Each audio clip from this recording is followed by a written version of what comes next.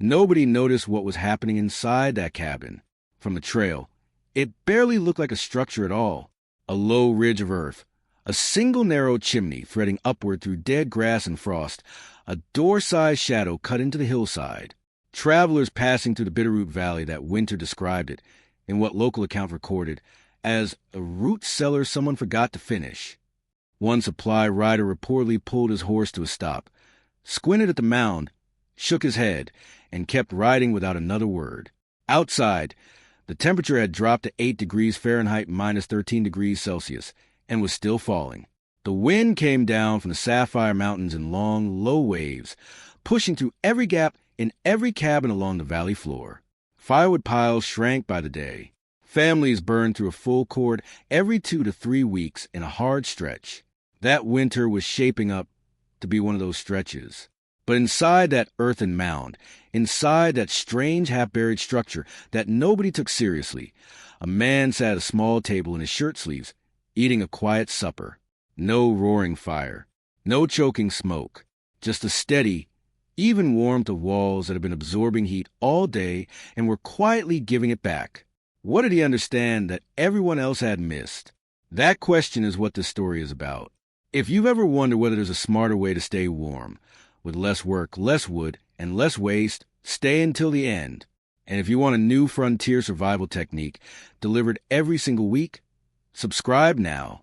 Every video we release is a piece of knowledge that worked when lives depended on it.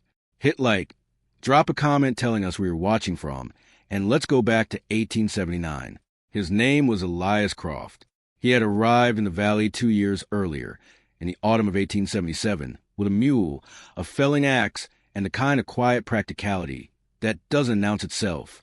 Oral accounts from neighbors describe him as a man of few words and deliberate habits, a trapper in the winter months, a timber faller when work was available, and a careful observer of everything around him. He was an engineer. He hadn't studied architecture or physics, but he had spent enough winters in rough country to develop the kind of knowledge that only comes from being cold in the wrong shelter at the wrong time. His first cabin in the valley was a standard-issue frontier structure, a single room of hewn logs, a stone fireplace on the north wall, a plank floor set directly on packed earth, gaps in the chinking filled with clay and dry moss. It was the same design every man around him was using. It worked, in the sense that it kept the wind off and gave the fire somewhere to go. But it did not work well. The problem wasn't dramatic. It was relentless. The floor was always cold. Cold in October, colder in December, brutal in January when the ground beneath the planks dropped below freezing, and the cold radiated upward no matter how high the fire burned. Every morning, Elias woke to a cabin that had dropped to somewhere between 28 and 34 degrees Fahrenheit, minus 2 to 1 degree Celsius. Overnight, he'd bank the fire before sleep, pile on the wood, and by the time the embers died, the coal crept back in like water through a cracked hull. He was burning through nearly a full cord of firewood every 3 weeks. By late winter, that meant hauling wood from farther and farther away, into deeper snow, with a mule that was losing condition. He wasn't failing. He was surviving. But the margin was thin, and Elias Croft was the kind of man who paid attention to thin margins. He spent the summer of 1878 thinking about it, not theorizing, observing. He noticed how the root cellar he dug into the hillside behind his cabin stayed cool in summer and never froze in winter, even when the air above was well below zero. He noticed how the stone fireplace face was warm to the touch hours after the fire was out. He noticed that the back corner of his cabin, where the log wall met the hillside slope, was always noticeably warmer than the front wall facing the open valley. These were not random observations. They were the beginning of an answer. By April of 1879, Elias had decided to build a new cabin, not on the flat ground near the creek, where most settlers built, but into the hillside, at the edge of the slope behind his existing structure. Neighbors who saw him staking out the site assumed he was digging a larger root cellar. Some asked if he planned to store more potatoes. He didn't correct them. What he built over the following 5 months was, at first glance, surprisingly modest, but the details were deliberate. He excavated a rectangular space roughly 14 feet by 18 feet, 4.3 m times 5.5 m, into the hillside, cutting back 4 feet 1.2 meters into the slope on 3 sides, the north, east, and west walls. Only the south-facing wall was fully exposed to the open air. This wasn't a buried cabin. It was an earth-sheltered cabin. The distinction matters enormously. The 3 embedded walls were built from dry-stacked limestone blocks, each stone weighing between 30 and 80 pounds, 14 to 36 kilograms, packed tight against the excavated earth. Behind those limestone walls, the hillside itself formed a continuous thermal blanket. That earth below frost depth, typically around 4 to 5 feet, 1.2 to 1.5 m, in that part of Montana, maintains a stable temperature year-round of roughly 45 to 52 degrees Fahrenheit, 7 to 11 degrees Celsius. It doesn't heat the cabin by itself, but it prevents the catastrophic heat loss that occurs when a wall is exposed to minus 20 degrees Fahrenheit, minus 29 degrees Celsius air on one side, and a warm interior on the other. Think of it this way. An ordinary log wall in deep winter is fighting a temperature difference of 50, 60, sometimes 70 degrees Fahrenheit, 28 to 39 degrees Celsius, between inside and outside. Elias's embedded walls were fighting a difference of perhaps 10 to 15 degrees Fahrenheit, 6 to 8 degrees Celsius, between the interior and the stable underground temperature of the hillside. That difference alone slashed heat loss through those 3 walls by an estimated 60 to 70%, compared to a standard exposed log wall of the same thickness. The roof was a sod roof, a traditional technique used across the northern plains and documented extensively in homestead accounts of the period. 3 layers of split logs formed the decking, over which Elias laid a thick mat of bark strips, then packed on approximately 18 inches, 45 centimeters, of tamped earth and sod. That roof mass alone weighed close to 12,000 pounds, 5,400 kilograms. It was not a roof that lost heat quickly. The entry faced south-southeast, catching maximum winter sun on the door face and the one exposed stone wall. He built a short covered vestibule, a tunnel-like entry passage roughly 5 feet, 1.5 meters long, just inside the outer door. This is a design principle found in Scandinavian farmsteads, Alaskan bear bears, and the earthen lodges of the Mandan and Hidatsa peoples of the northern plains. The vestibule creates an airlock. You open the outer door, step into a small enclosed space, close the outer door, then open the inner door. Cold air never enters the main room directly. The temperature spike you'd normally feel every time someone came inside simply didn't happen. The firebox was a compact corner stove, a cast iron insert set diagonally into the south corner of the room, where the one exposed wall met the east earth wall. Elias fitted the flue through a stone surround packed with clay, and the stone mass around the firebox, roughly 400 pounds, 180 kilograms, of limestone, acted as a radiant heat battery, absorbing heat during a fire and releasing for hours afterward. It didn't look impressive. It looked like a hill with a door. When the cabin was finished in late September of 1879, the reaction from the valley community was not outrage. It wasn't even argument. It was something more deflating, quiet amusement. 2 men who worked the same timber contract as Elias stopped by one afternoon to see what he'd been building all summer.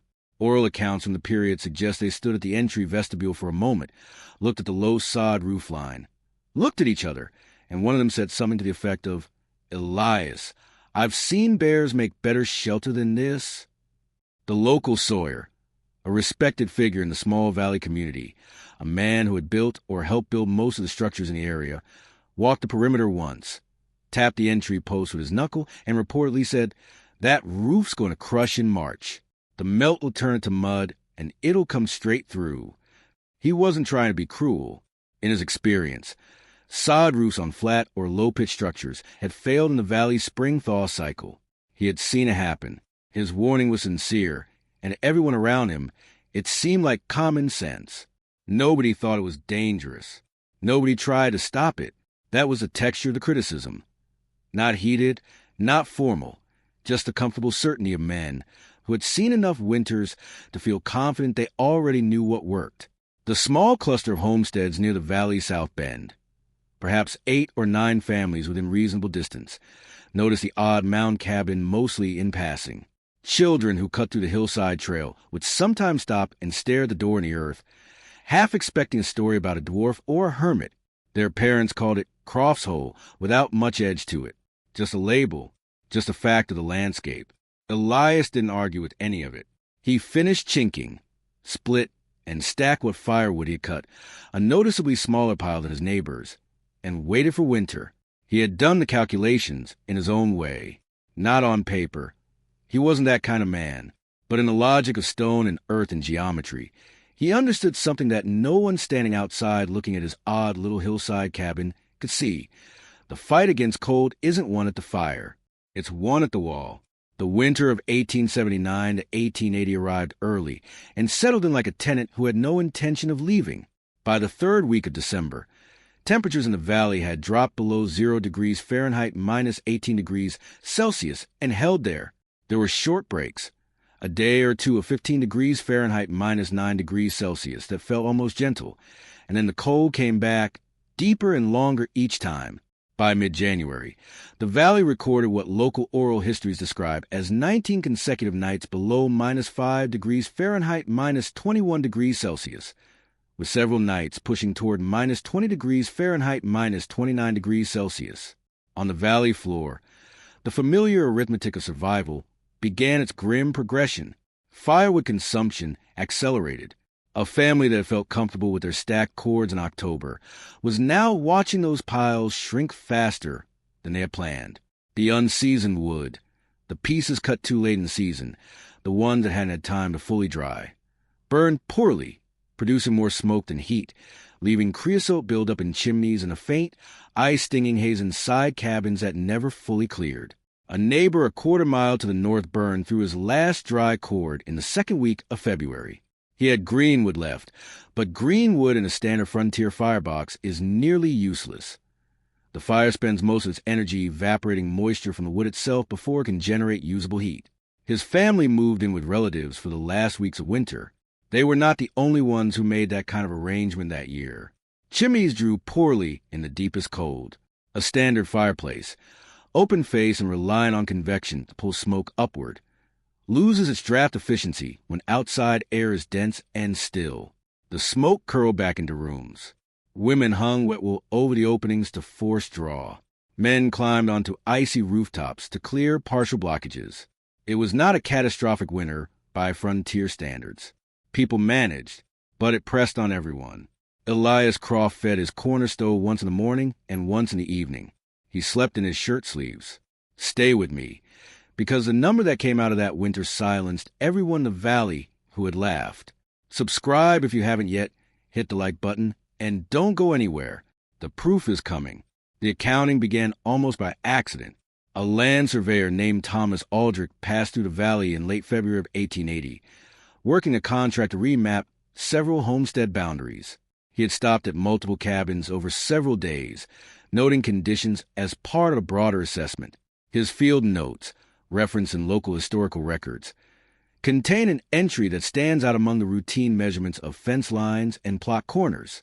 He had arrived at Elias Croft's earth-sheltered cabin at roughly 7 in the morning, after spending the night at another homestead a mile away where, by his own account, the interior temperature at dawn had been 31 degrees Fahrenheit minus 0.5 degrees Celsius, despite a fire that had been banked at midnight. He expected to find Croft's unusual structure in similar or worse condition. What he found surprised him enough to document it. At 7 in the morning, after no fire since approximately 10 the previous night, 9 hours without heat, the interior of the earth-sheltered cabin held at 54 degrees Fahrenheit 12 degrees Celsius. The embedded stone walls and the sod roof had absorbed heat throughout the prior day and were releasing it slowly, steadily, the way a stone on the riverbank holds the sun's warmth long after dark. There was no draft at the floor. The vestibule entry had prevented the cold air infiltration that typically chilled floor level in exposed cabins. The corner stove's limestone surround still held residual warmth from the previous evening's fire. Aldrich noted that the 3 neighboring cabins he had surveyed over the previous 2 days had all required continuous or near-continuous firing throughout the night to prevent interior temperatures from dropping below freezing. His estimate of their firewood consumption, recorded in the same field notes, averaged between 0.7 and 0.9 cords per month during the coldest stretch of the winter. Elias Croft had burned approximately 0.4 cords during the same period.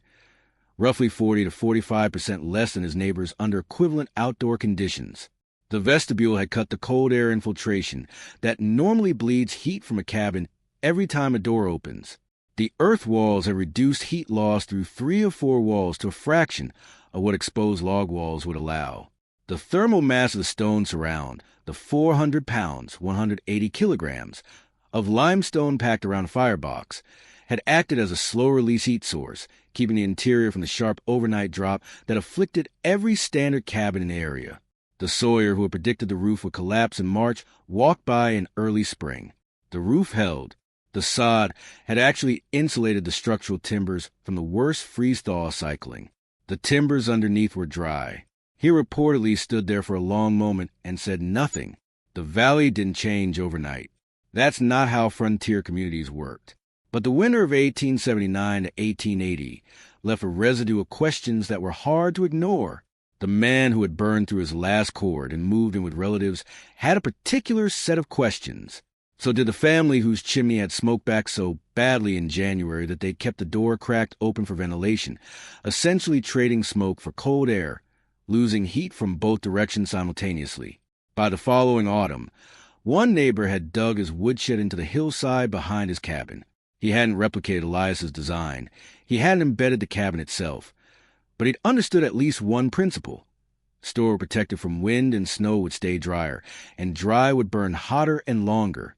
His firewood consumption the following winter dropped noticeably. He told 2 other men about it in the way that people share practical information in small communities, casually, without fanfare, as if it were obvious. 2 more families added sod berms against their north and west walls, mounding excavated earth up against the base and lower third of their exposed log walls as a windbreak and insulating layer. It wasn't the full thermal strategy Elias had used, but it addressed the same principle.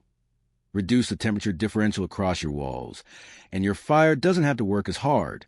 By the winter of 1882, oral accounts from the area suggest that between 8 and 12 homesteads in the valley had incorporated some version of earth contact construction or insulating earth berming into their structures. No one was calling it a system. No one was citing Elias Croft as an architect. They were just doing what worked. That is a quiet, undramatic way that genuine frontier knowledge spreads. Not through proclamations, but through borrowed details, adapted materials, and the practical logic of another winter survived on less.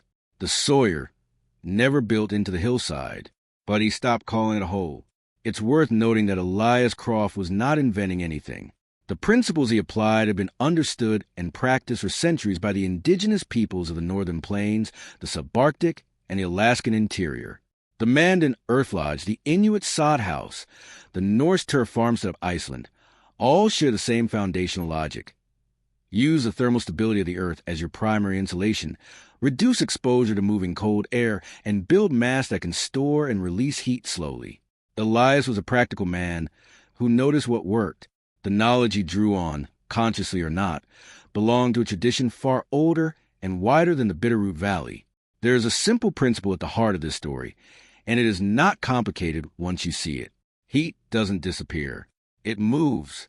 It moves from warm places to cold places, through walls, through floors, through cracks and chinking and gaps under doors, and every cold surface your warm air touches. The rate at which it moves depends on 3 things.